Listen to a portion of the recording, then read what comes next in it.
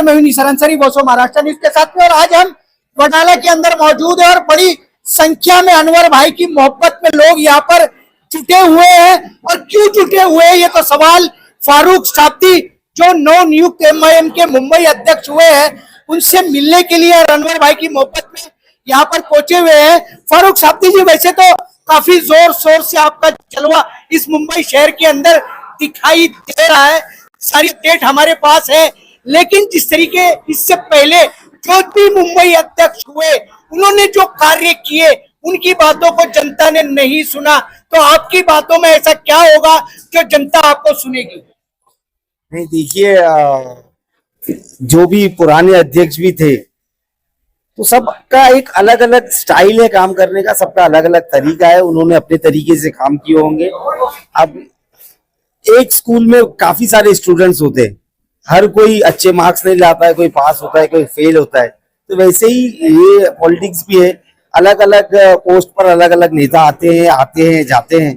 तो अब ये मैं कोशिश कर रहा हूँ, मुझे बैरिस्टर असदुद्दीन ओवैसी साहब ने बहुत बड़ी जिम्मेदारी दी है मुंबई का अध्यक्ष बनाकर, तो मैं कोशिश कर रहा हूँ कि ज्यादा से ज्यादा लोगों को जोड़ूं। और हमारे जो पुराने अध्यक्ष हैं, उनसे भी मैं, उनका जो पुराना एक्सपीरियंस था, मैं उससे भी सीखने की कोशिश कर रहा हूँ और हम लोगों से मिल रहे हैं। उम्मीद करते हैं कि लोग स्वीकार करें।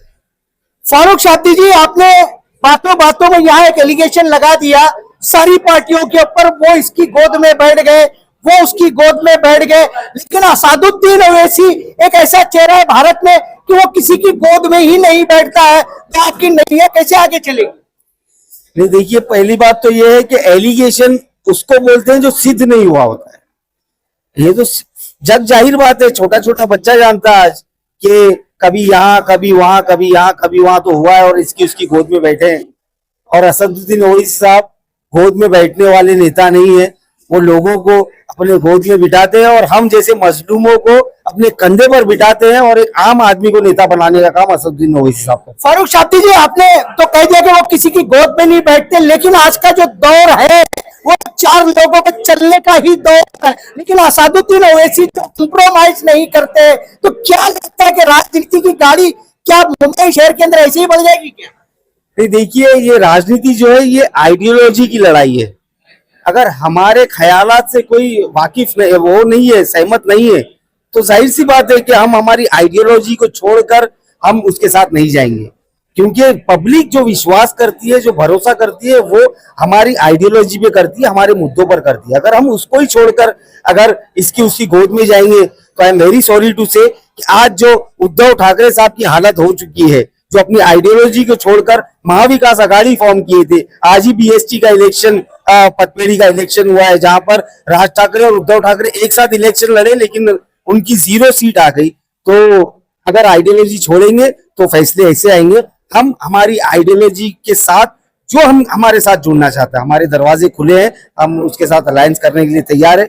और मैं ये समझता हूं कि अगर रास्ता अभी कठिन है, लेकिन नामुमकिन नहीं है, एक ना एक दिन हम जरूर कामयाब होंगे। उसी के साथ में अनवर भाई यहाँ पर है, जिनकी मोहब्बत में आज इतना बड़ा क्राउड यहाँ पर, इधर नॉन पॉलिटिकल पर्सन, ये तो बिजनेसमैन। अनवर भाई बिजनेसमैन होने के बाद और एक राजनीति की जो हवा आपने चलाई, पहला impression, first impression, last impression, क्या लगता है कि आने वाले दिनों में आज के क्राउड से कितनी उम्मीदें जाग रही है? इंशाल्लाह मुझे भरोसा है हमारी पब्लिक पे, वो सच का साथ देंगे और एक अच्छे नेता को चुनकर लाएंगे इंशाल्लाह। उसी के साथ में वडाला के शेर कहे जाने वाले मनोज संसारे जी के सुपुत्र, काफी उनका हमारा साथ रहा है।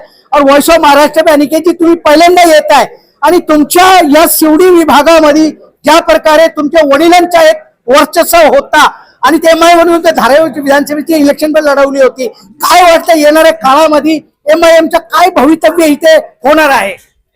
एक लक्षात घ्या, सर्वप्रथम तर बॅरिस्टर असदुद्दीन ओवैसी साहेब जे आहेत, ज्या प्रकारे आज आंबेडकरी चळवळीमध्ये काम करत असताना आम्ही महाराष्ट्रामध्ये लढतो, पण जर तुम्ही दिल्लीला बघाल तर शेरे हिंदुस्तान म्हणून ज्यांची ओळख आहे, सदर आमचे बॅरिस्टर असदुद्दीन साहेब आहेत। आणि मनोज भाईंनी, आपल्याला आठवण असेल तर धारावी मधून इलेक्शन सुद्धा लढले आणि साहेबांचं भरपूर मार्गदर्शन मनोज भाईंना त्या ठिकाणी होतं।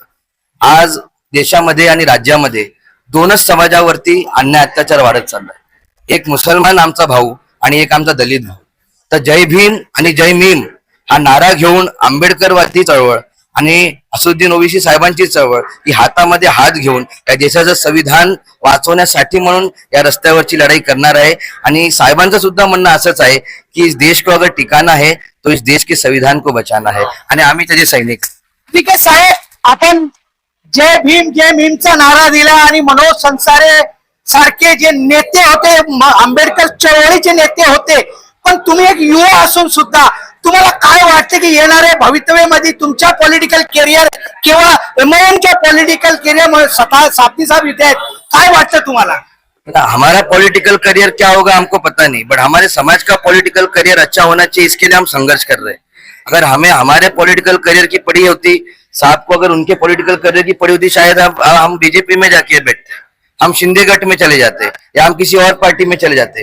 और हम संघर्ष इसलिए कर रहे हैं कि हमारे जिस कौम से हम आते हैं, जिस समाज से हम आते हैं, उस समाज का रिप्रेजेंटेशन इस महाराष्ट्र की संसद में, इस देश की संसद में, महाराष्ट्र की विधानसभा में और मुंबई महानगर पालिका में बढ़ना चाहिए. यही हमारी कोशिश है. चलिए, जिस तरीके से आज जय भीम और जय मीम का असली दर्शन जो है वो यहाँ पर हुआ है.